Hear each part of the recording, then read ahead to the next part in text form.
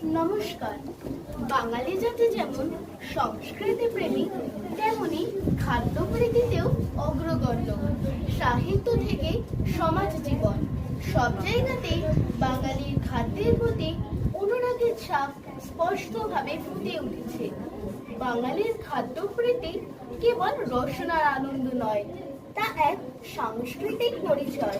পিঠে পায়েস, ভেটকি পাতুরি, চিংড়ির মালাইকারি বা ঈদের সেমাই সবই বাঙালির উৎসব, ভালোবাসা ও ঐক্যের প্রতীক।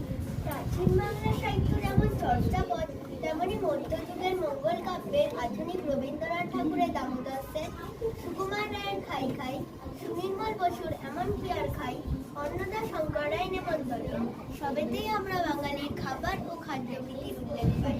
নমস্কার, এবার শোনাই খাবারের ওপর একটি কবিতা। খাই খাই সুকুমার রায়। খাই খাই করো কেন, এসো বসো আহারে, খাওয়াবো আজব খাওয়া, ভোজ কয় যাহারে। যত কিছু খাওয়া লেখে বাঙালির ভাষাতে, জড়ো করে আনি সব, থাকো সেই আশাতে। ডাল ভাত তরকারি, ফলমূল শস্য, আমিষ ও নিরামিষ, চর্ব ও চস্য।